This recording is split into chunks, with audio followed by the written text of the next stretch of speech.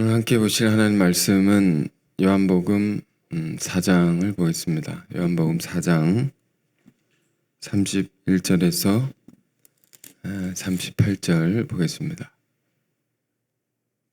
요한복음 4장 31절에서 38절 보겠습니다.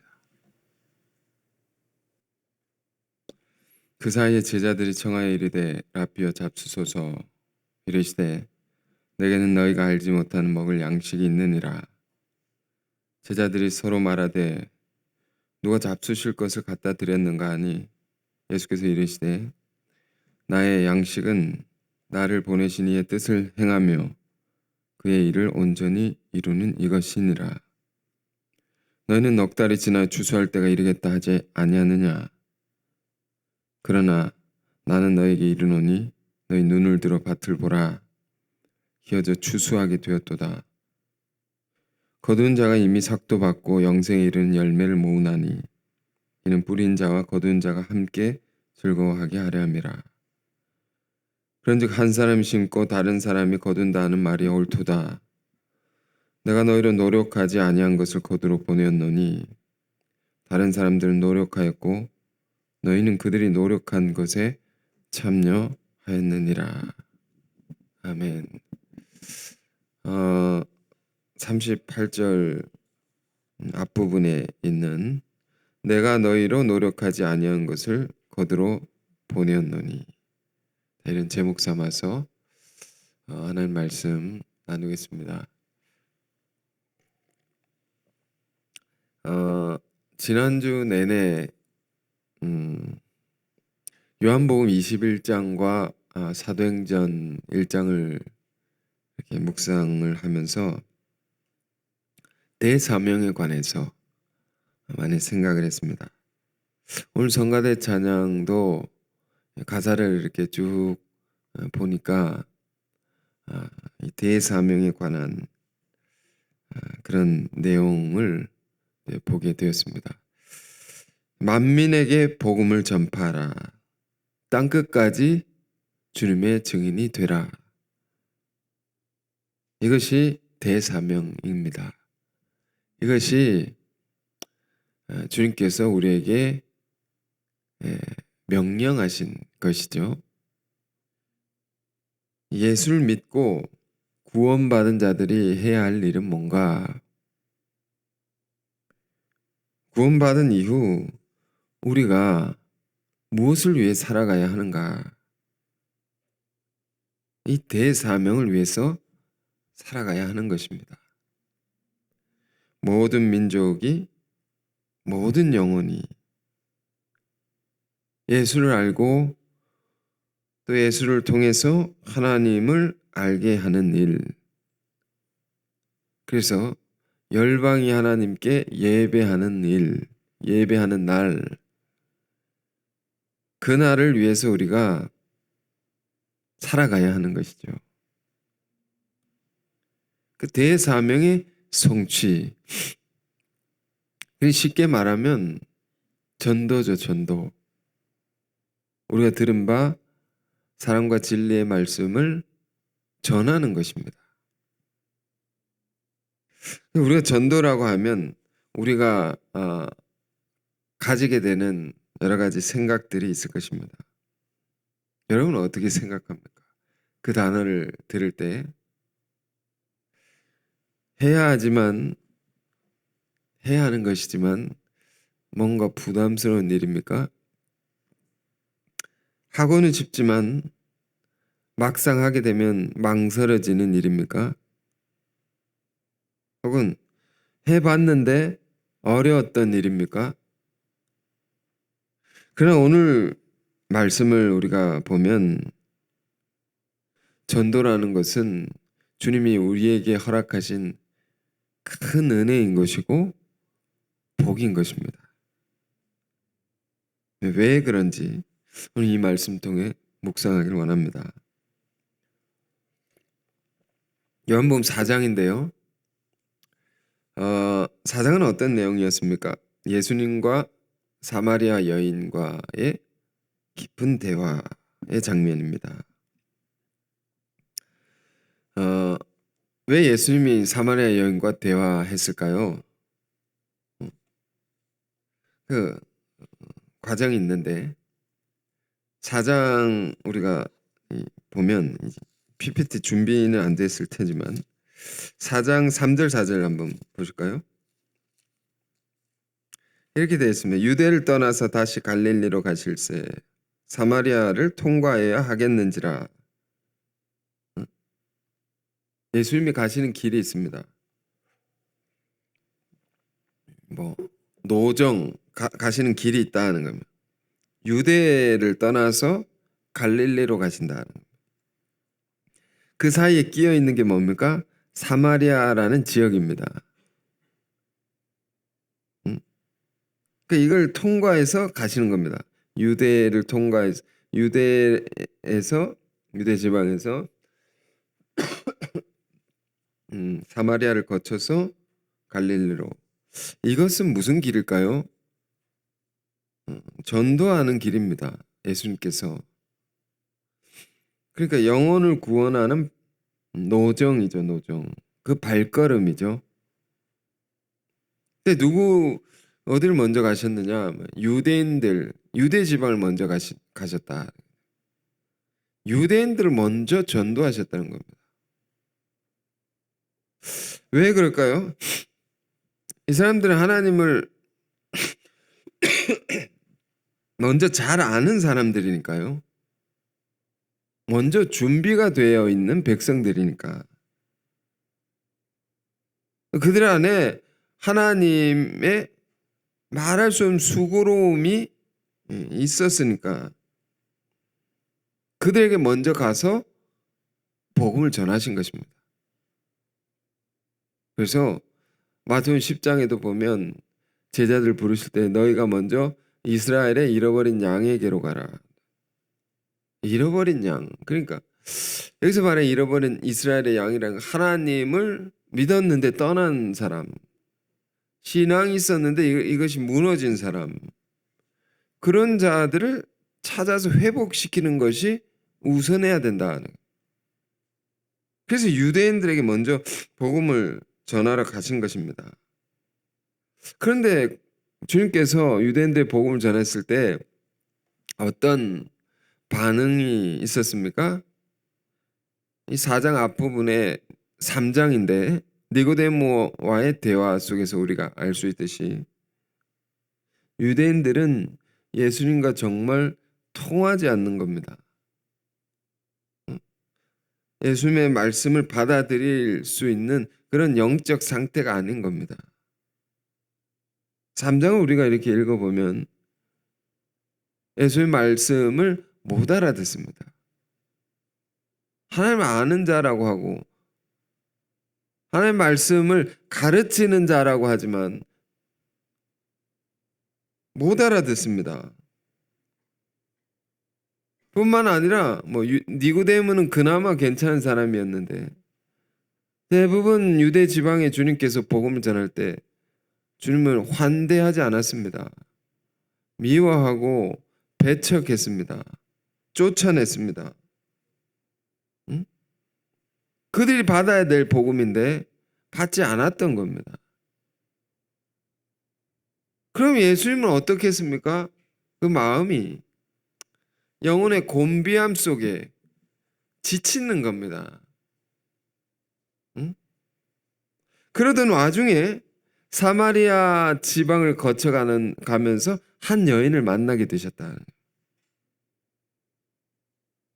그 여인이 비단 부정한 여인이라 할지라도 그 영혼 안에 갈급함이 있는 것이고 주님을 만나길 원하는 간절함이 있었기 때문에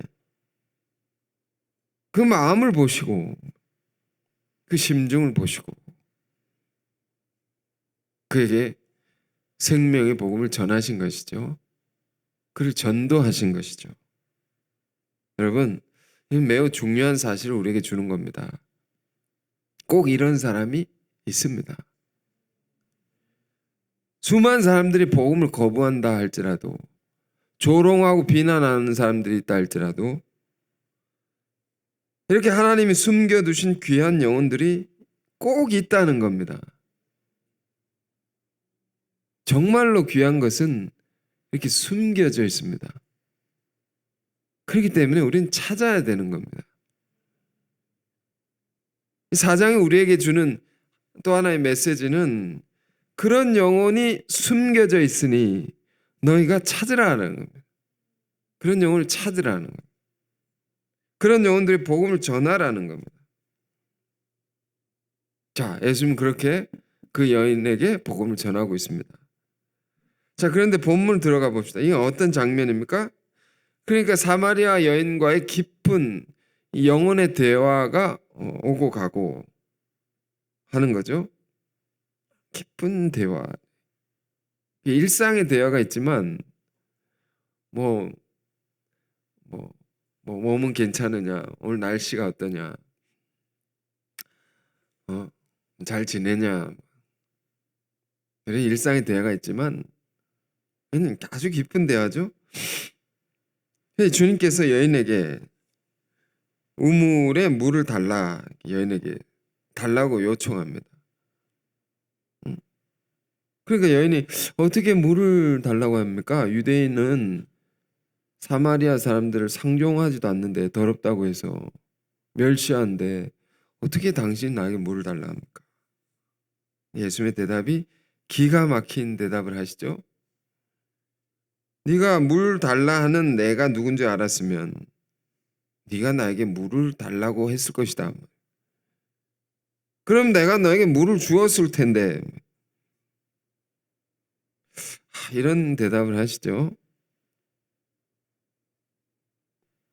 마시는 물, 지금 대화가 이제 단계적으로 깊어지는 것인데, 마시는 물, 우물의 물이라는 이 물이 있지 않습니까? 물. 저도 물 한 잔 마시고요. 물이 있는데 이 마시는 물을 매개로 해서 뭘 주시려고 하는 겁니까? 예수님께서 영혼의 물을 주시려고 합니다. 진리의 생수를 주려고 하는 겁니다. 그런 것이 있단다. 그런 물이 있습니까? 여인이 질문합니다. 정말 궁금했던 겁니다. 정말 얻고 싶었던 겁니다. 어디 있습니까? 응? 예수님 대답이 네가 주는 이 물은 마셔도 또 목마르게 되지만 내가 주는 물은 영생하도록 솟아나는 샘물처럼 끊임없이 나오는 것이고, 끊임없이 이건 또 목마르지 않는다 말이야. 우리의 갈급함을 끊임없이 채워주는 것이다.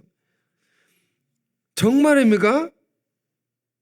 그런 물이 있다면 나에게 주십시오. 당장 주십시오. 그 물을 얻고 싶습니다. 예수님 말씀이 그러면 내 남편을 불러오라. 네가 지금 사랑하고 있는 거, 정말로 너의 영혼의 갈급함을 채우기 위해서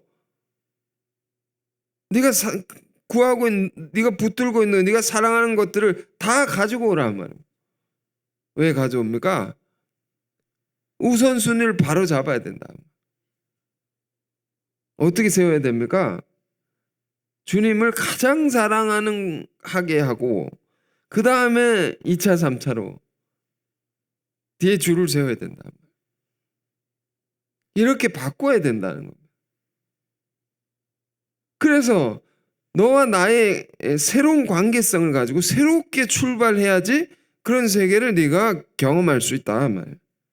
너와 나의 이 사랑의 관계죠. 절대적으로 사랑한 거죠. 사랑 그만 바라보는 거죠. 응? 그런 관계를 새롭게 정립하고 새롭게 출발하라 말이에요. 그런 거군요. 그러니까 여인이 어떻게 합니까? 이런 말씀 들어본 적이 없습니다. 당신은 놀라운 분입니다. 제가 지금 큰 은혜를 받았습니다. 이런 겁니다. 이제는 내가 은혜를 받으니까 뭘 하고 싶습니까? 예배 드리고 싶습니다. 이제 예배 드리고 싶은데 어디서 드리죠? 우리 조상은 여기서 드리고 유대인들 당신의 조상은 저기서 드렸는데 어디서 드려야 됩니까? 예수님 말씀은 장소보다 더 중요한 것은, 장소가 중요하지만 더 중요한 것이 있단다. 그것은 네가 영과 진리로 예배하는 것이란다. 예배한 자는 신령과 진리로 예배할지니라. 그러니까 여인이 이렇게 말하죠. 그리스도라 하시는 분이 오시면 모든 걸 알려주신다고 들었습니다. 예수님이 이제 그 말씀을 들으시고 뭐라고 합니까? 이제 때가 됐구나. 내가 그니라. 자신을 직접 드러내십니다. 왜? 받아들일 여인의 준비가 됐으니까요. 내가 그니라. 이 여인이 그리스도를 만난 겁니다. 만난 겁니다. 온 역사의 세월을 통해서 율법과 선지자가 예언한 그분을 내 눈앞에서 만나게 됐단 말이에요. 이 넘치는 감격, 이 떨리는 이 마음 어찌할 수 없다 말. 그리고는 어떻게 됩니까? 자기가 물들어 온 물동이를 버려두고 던져버리고, 이 제일 중요한 것이었는데 던져버리고 사람들에게 그리스도를 막 증거하기 시작합니다. 내가 그분을 만났다.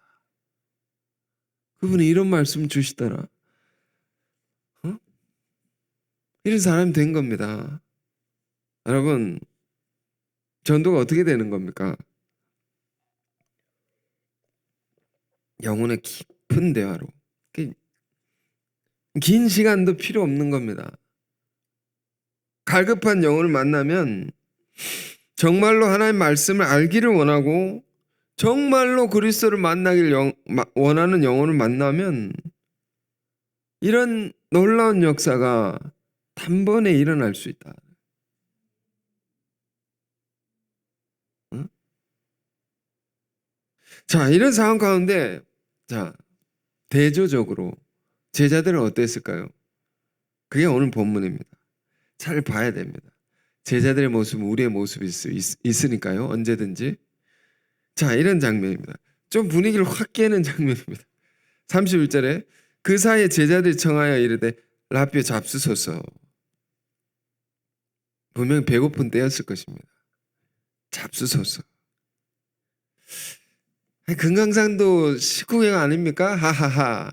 이런 분위기입니다. 예수님 지금 뭐라고 계신데? 뭐라고 계십니까? 한 영혼을 구원하기 위해서 모든 걸 쏟아부으시면서 집중하고 계신데 먹을 것만 생각하는 제자들의 모습. 그 잡수소서 하니까 예수님이 이렇게 대답하십니다. 32절 이르시되 내겐 너희가 알지 못하는 먹을 양식이 있느니라. 제자들이 서로 말하되 누가 잡수실 것을 갖다 드렸는가? 이렇게 대답하죠. 이런 걸 우리가 이제 한자 성어로 뭐라고 합니까? 동문서답 같은 거죠. 하여튼 뭐가 맞지 않는 거죠. 뭐라고 할까요? 동문서답 맞을까요? 아니면 동상이몽? 하여튼 맞지 않는 겁니다. 여기서 느껴지는 것은 예수님의 초점과 제자들의 초점이 안 맞는 겁니다. 관심이 다른 겁니다. 제자들은 여전히 먹는 것에, 육적인 것에 관심하고 있는 거죠. 주님은 그것을 어쩌면 물리치면서까지 식사를 이렇게 가지고 가려고 하는데 제자들이 주님 앞에 그거보다 더 중요한 것이 있다. 물리치면서까지 관심을 어디에 두십니까? 영혼을 구원하는 일에 두고 있다 말입니다. 초미의 관심을, 초미란 말이 눈썹이 타들어간다 말이에요. 눈썹에 불이 붙은 상황을 말한 겁니다. 한자로. 급박하다 말입니다. 관심이. 그리고 이렇게 말씀하십니다. 34절에 예수께서 이르시되 나의 양식은 나를 보내신 이의 뜻을 행하며 그의 일을 온전히 이루는 이것이니라. 나의 양식은, 정말 멋있는 말씀이면서 깊은 말씀입니다. 내 양식은 뭐냐 말입니다. 여러분, 양식은 뭘 의미합니까? 나의 밥을 먹고 힘이 난다 말입니다. 응? 점심이란 말의 뜻이 그렇다고 합니다. 마음에 불을 붙인다고. 불을 붙여서 힘이 나게 한다고. 나를 힘있게 하고 나를 지탱케 하고 내가 살아가게 하는 그 이유가 되는 것을 말합니다. 가령 부모님이 아무리 고생해도 이런 말씀 하시지 않습니까? 자식을 보면 내가 자식 바라보면서 산다. 자식 때문에 내가 이렇게 산다. 이런 고생을 해도 자식 때문에 내가 이렇게 살아갈 수 있다. 그게 양식인 겁니다. 그것 때문에 내가 사는 겁니다. 주님께 그것은 뭐냐? 두 가지라고 말씀하십니다. 나를 보내신 이의 뜻을 행하는 것이다.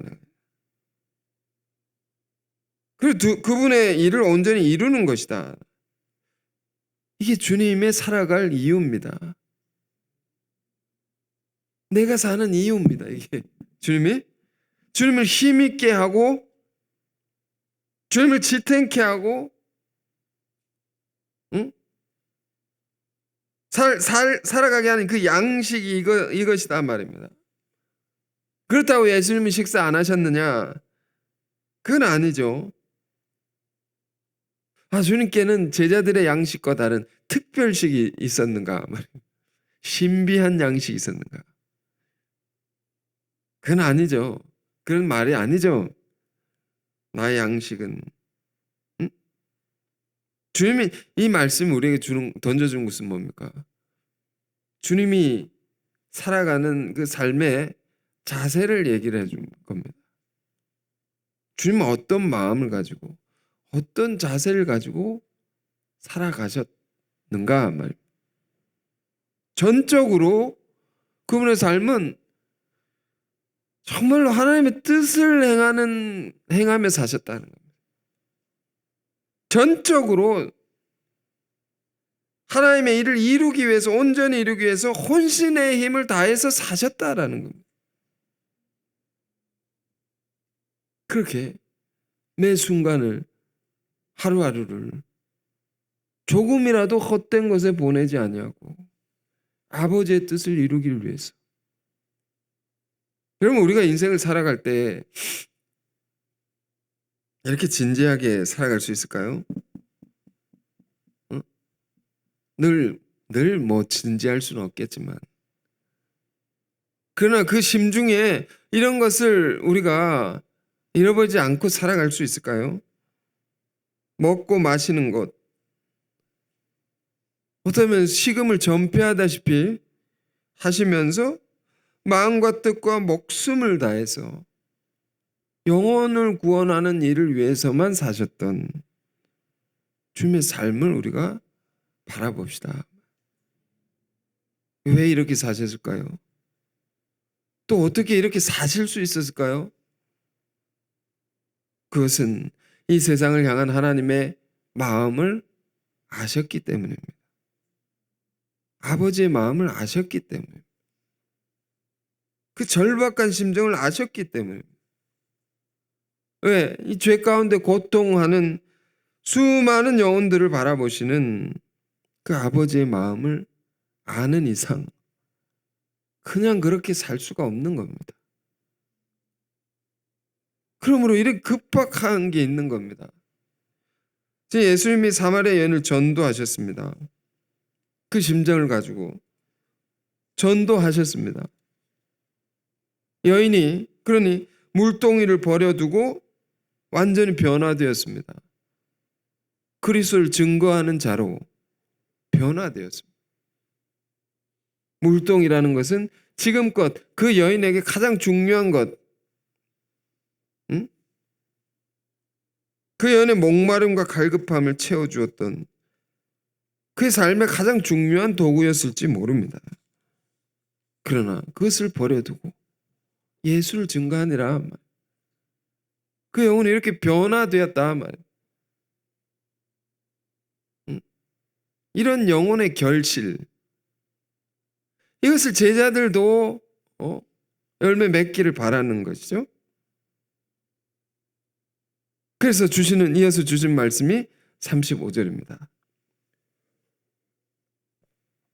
너희는 넉 달이 지나야 추수할 때가 이르겠다 하지 아니하느냐. 그러나 나는 너에게 이르노니 너희 눈을 들어 밭을 보라. 기어져 추수하게 되었도다. 이 말씀 참 어려운 말씀입니다. 도대체 무슨 말씀인지 알기가 어렵죠. 성경을 푸는 학자들도 어려운 말씀입니다. 넉 달이 뭐가 어려운가? 넉 달이 지나야 추수할 때가 됐다. 왜 넉 달일까? 또 그게 어렵고 밭이 휘어졌다. 이건 또 뭘까 말이에요. 갑자기 이 말씀을 왜 하십니까? 유대인들의 농사에 절기가 있는데, 뭐 절기가 이렇게 6절기가 있다고 합니다. 파종기, 뭐 여름, 봄 지나가지고, 봄, 여름 지나가지고, 씨 뿌린 시기가 있고, 씨를 뿌린 거 자라가지고 거두는 시기가 있지 않습니까? 뿌리고 나서 거둘 때까지 뭐가 필요합니까?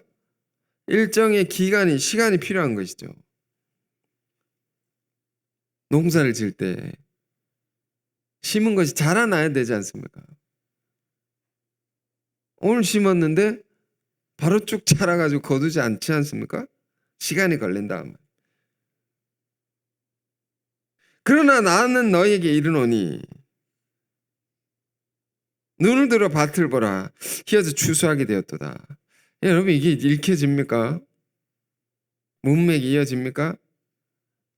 갑자기 왜 이런 말씀을 하실까요? 지금 갑작스러운 것은 아닙니다. 이 쭉 앞에 4장의 앞에서부터 우리가 쭉 보아한 것은 주님의 그 초미의 관심사는 뭐냐? 영혼을 구원하는 것이다. 그 맥락에서 이걸 이해할 수 있습니다. 그 육적인 양식을 잊어버릴 정도로, 그걸 물리칠 정도로 영혼의 결실, 영혼의 수확, 그것에만 집중하고 계시단 말이에요. 그런데 영혼을 구원한다고 할 때, 전도를 한다고 할 때, 전도를 한 게 어떻습니까? 조금 이렇게 우리가 크게 생각해 보면, 기독교 역사를 보면 복음이 뿌려지는 시기가 있습니다. 우리나라에도 초기에 복음 전하러 온 선교사들이 어떻게 이제 복음을 전했는가? 여러분 잘 아시는 토마스 선교사. 그 젊은 나이에 와가지고 성경을 이렇게 목이 베이는 그 자리에서 성경을, 내가 목이 베이더라도 이것을 한번 읽어보십시오. 성경을 이렇게 하면서 목이 베어진 겁니다. 그 목을 베는 사람이 이게 도대체 뭐길래 목이 베이면서까지 나보고 읽어보라는 것인가? 궁금해서 이렇게 찾아보다가 읽어보다가 그래서 불바다가 변화되고, 그 성경만 전해주는 일만 하는데도 수많은 목숨을 잃어버리게 됐단 말입니다. 수많은 희생이 있었단 말입니다. 그 씨 뿌리는 것이 얼마나 어려운 일이었느냐 말입니다. 우리 앞에 얼마나 많은 순교자들이 있었는가 말입니다. 그리고 수많은 그 전도자들, 복음의 교사들을 통해서 얼마나 많은 사람들이 가르치고 그 말씀 듣는 사람들이 잘하고, 그 산 세월이 지나서 한국에 부흥이 일어난 것이지 않습니까? 그렇게 많은 사람이 전도된 것이지 않습니까? 그래서 오늘의 나가 여기 있는 것이 아니겠습니까? 세월이 필요하다 말. 뿌리고 거둔 시기가 필요하다. 그러나 나는 너에게 이르노니, 다른 얘기를 하시려는 거죠. 지금의 때는 어떤 때냐? 밭이 이어져 추수하게 되었다. 이건 뭘까요? 그래서 농부가 추수를 할 때 추수하는 시기에는 빨리 이렇게 낫을 가지고 가서 거두어 드려야 되죠. 거두어가 탈곡을 해야 되는데, 그 농부가 추수할 때 집안에 환란이 있었다 생각해 보십시오. 그때 뭐 요즘처럼 코로나 걸렸다고 생각해 보십시오.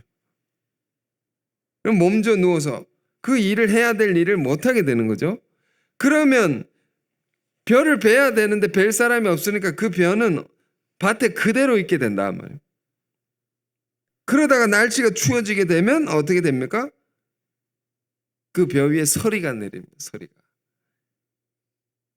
그래서 하얗게 되는 겁니다. 그렇게 되면 그 곡식, 그 벼에 붙어있던 곡식들은 서리를 맞아가지고 떨어지는 겁니다. 탈곡을 못하게 되는 겁니다. 그래서 예수님 말씀에 밭이 휘어졌도다 이 말은 응? 서리 맞은 곡식이 되었도다 아마. 응? 이미 추수 때가 지나가지고 수많은 곡식들이 거두지도 못하고 그 자리에서 떨어지는, 너무도 안타깝고 너무도 긴박한 상황이다 하는 겁니다. 뭐가 그렇다는 것입니다. 시대의 영적 정황이 그렇다는 겁니다. 거둘 때 거두지 못하면 문제가 된다는 겁니다. 다 떨어진다 말입니다. 그 수많은 영혼들이 지금 어떤 때라는 겁니다. 이 때를 우리에게 가르쳐 주시는 것인데요. 추수를 기다리고 있다는 겁니다. 이미 이 때가 지나가 놓쳐버리고 수많은 영혼들이 때를 놓치고 죽어가고 있다 말입니다. 그래, 너희가 넉 달이 되어야 추수를 한다지만 이것이 일반적인 농사법이지만 이것이 그렇게 일정 기간이 필요한 것이지만, 그러나 지금 너희가 이걸 보라 말이에요. 영적인 정황을 보라 말이에요. 시대에 눈을 똑바로 보고 들어서 봐야 된다 말이에요. 이미 때가 지나가지고 큰일 났다 말이에요. 급하다 내가 이런 겁니다. 응? 그럼 이것이 예수님 시대의 제자들에게만 주신 말씀입니까? 그렇지 않습니다. 오늘날도 내가 사는 삶의 현장은 어쩌면 편하고 문제가 없고 하나님의 은혜와 복을 받는 자리에 있다 할지라도, 그러나 우리는 더 눈을 들어야 됩니다. 이 시대를 바라봐야 됩니다. 수많은 영혼들을 바라봐야 됩니다. 얼마나 많은 영혼들이 잘못된 가르침에, 잘못된 단체에, 세상적인 유혹에 서리 맞듯이 그걸 맞아가지고 떨어지고 있는가 말이에요. 이걸 우리가 봐야 됩니다. 이걸 생각해야 됩니다. 오늘의 믿는 자들이 이걸 생각하고 살지 않으면 안 된다는 겁니다. 요즘에 다시금 우리 늘 부족하지만, 늘 실수하고 늘 실패하지만, 그러나 하나님이 주신 큰 부흥의 소망을 다시 붙들고 갑니다. 다시 큰 목표를 세우고 갑니다. 그런데 여러분, 이런 생각이 들 수 있습니다. 이제 나가서 전도하고 가르치면 내가 한 사람입니다. 나 한 사람이 전도하고 가르치면 그를 양육하고 언제 자라나. 한 사람이 길을 목양하기도 힘든데, 전도하고 목양하기도 힘든데 언제 그 사람이 하나님의 일꾼이 되나, 복음의 증거자로 세울 수 있나. 어떤 면에서 나도 힘든데 어떻게 수많은 영혼 살리라는 큰 뜻을 우리가 받들어서 이룰 수 있겠는가 말. 그러나 주님의 이 말씀을 우리가 주의 깊게 듣고 새기기를 원합니다. 지금 이 시대가 그렇다는 겁니다. 추수만을 기다리는 많은 영혼들이 있다. 정말로 갈급한 영혼들이 있다는 겁니다. 사마리아 여인처럼 그들의 삶은 온갖 죄의 유혹에 빠져서 죄를 짓고 살고 있을지 몰라도 그러나 그 영혼은 주를 갈망하고 있는 겁니다. 자기들 붙들어주고 올바른 길로 가르쳐줄 사람을 찾고 있는 겁니다. 이런 영혼들이 참으로 많다는 겁니다. 갈급한 영혼들. 주님께서 이미 준비하신 영혼들, 그 어떤 면에서 조금만 가르치면 됩니다. 오래 가르치고 양육할 필요가 없는, 이미 다 하나님께서 이런저런 것들로 다 이렇게 예비해 놓으신 그런 영혼들. 자, 보십시오. 단 하루만 해도 복음의 일꾼으로 세울 수도 있다. 주님께서 요한복음 4장에 행하신 이 역사를 보십시오. 사마리아 여인을 전도하는데 오늘은 여기까지 하고 다른 데 가셔서 다른 일 하시다가 그래 다음에 다음 강의 예? 오늘 이거 보자 가고 한참 있다가 좀 성장했나 보고 그렇게 하실 수 있는데 그렇게 안 했단 말입니다. 이 장면을 보니까 한 번에 그 영혼에 가장 필요한 것을 아시고 깊은 영혼의 대화로 정말 진지하게 그 영혼을 구원하기 위해서 집중을 하셔서 그날로 즉각 뿌리시고 즉각 거두셨다 말입니다.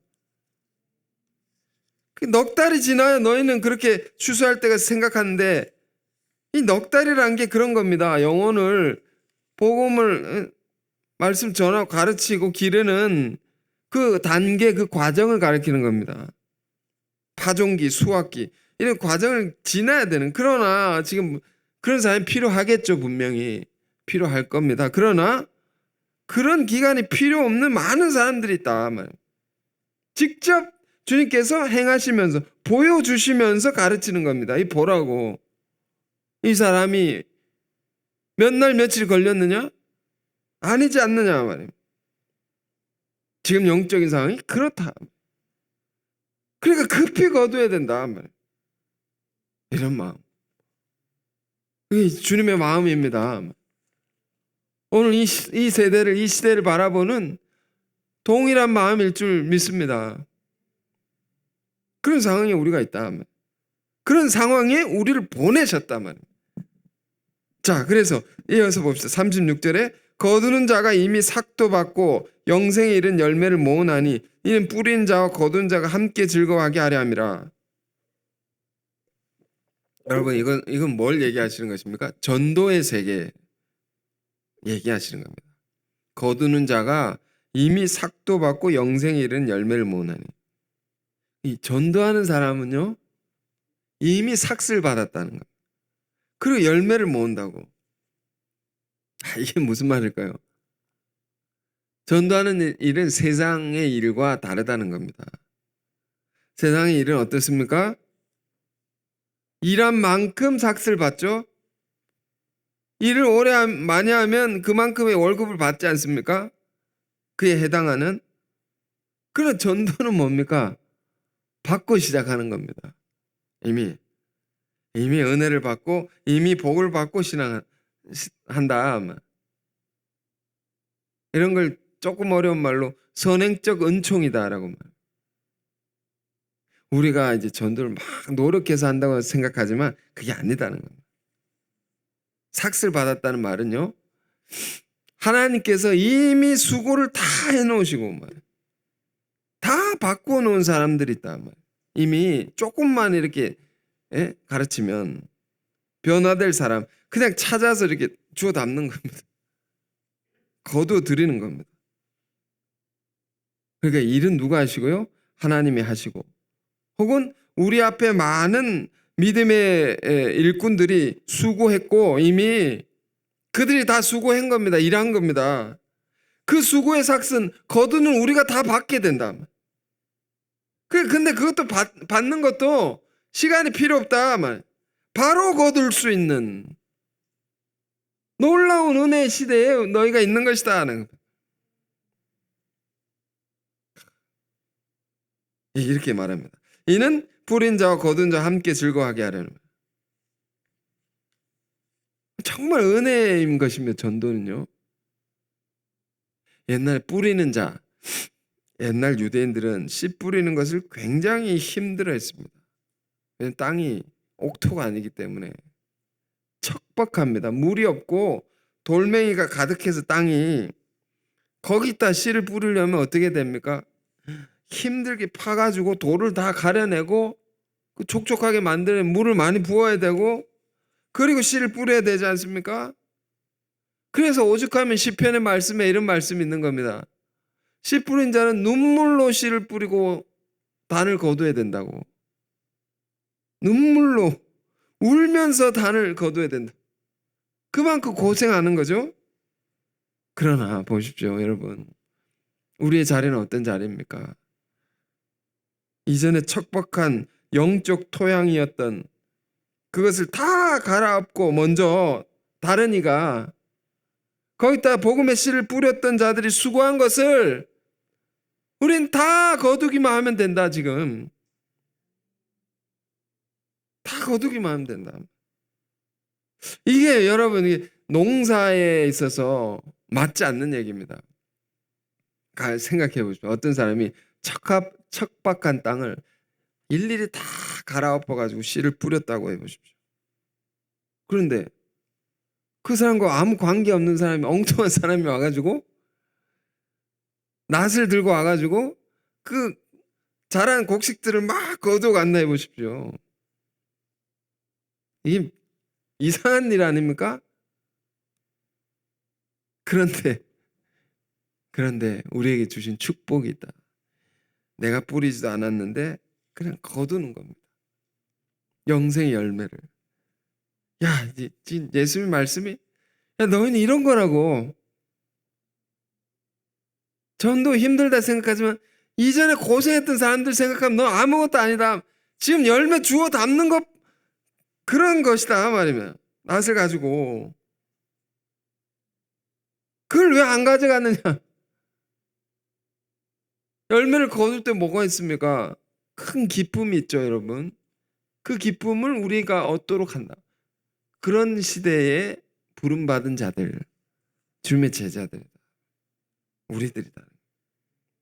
그래서 말합니다. 37절 38절 그런즉 한 사람이 심고 다른 사람이 거둔다는 말이 옳도다. 한 사람이 먼저 고생하고 후대 사람이 그걸 얻는다. 보통 이런 것이다. 그러나 내가 너희로 노력하지 아니한 것을 거두러 내가 보냈노니 다른 사람들은 노력하였고 너희는 그들이 노력한 것에 참여했느니라. 노력한 그것을 보상을 너희가 받는 거다 말입니다. 응? 여러분 우리가 이런 자리에 있음을 알기를 원합니다. 우리는 수고하지 않아도 됩니다. 하나님 나라 역사에 있어서 이미 수고한 자들의 그 수고를 우리가 받아서 열매를 거둔 기쁨에 우리는 참여할 수 있는 자리에 우리가 있는 것입니다. 그 기쁨을 얻으라고 오늘 우리를 보내신 것이다. 보내셨다 말입니다. 우리 삶은 보냄받은 것입니다. 예수님도 뭐라고 했습니까? 나의 양식은 나를 보내신 이의 뜻을 행하며. 주님의 삶의 이해가 그런 것입니다. 나는 여기 보냄받아서 그분의 뜻을 이루는 것이다. 근데 보냈는데 우리가 어떤 자리에 보냈느냐? 이런 자리다 말입니다. 늘 우리가 생각하고 감사해야 할 것은 뭡니까? 수고를 안 했더라도 다 거둘 수 있는 특권을 주셨다.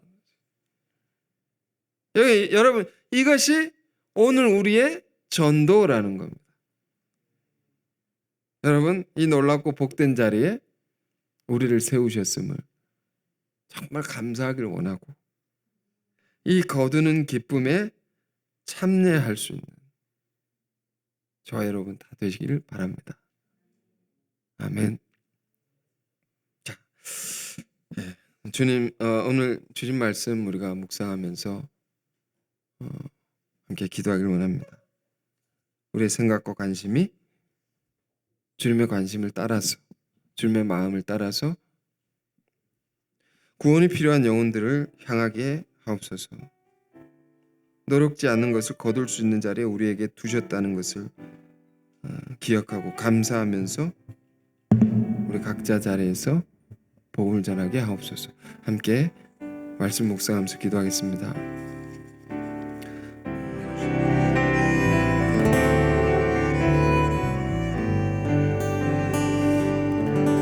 은혜로우신 주님 감사합니다. 우리가 무엇을 하든지 어디에 있든지 주님의 마음으로 행하길 원합니다.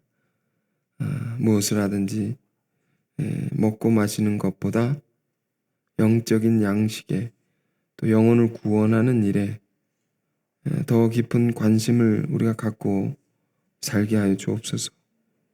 오늘 우리에게 명하신 전도의 사명, 우리가 전도하는 자리라는 것은 이미 삭슬 받은 자리인 것이고 우리가 노력하지 않은 것을 거두어서 기쁨에 참여하라고 우리에게 두신 그런 자리임을 우리가 알았습니다. 그 놀라운 은혜와 복을 우리가 깊이 깨달으면서 또 감사하면서 주님의 마음으로 영혼을 구원하게 하옵소서. 이미 밭이 희어졌다 했습니다. 이 긴급하고 절박한 사정을, 하나님의 사정을 우리가 알기를 원하고 날마다 복음을, 구원의 복음, 이 은혜의 복음을 그것이 간절히 필요한 영혼들에게 전할 수 있는 모두가 되게 하옵소서. 예수 그리스도 이름으로 기도했습니다. 아멘.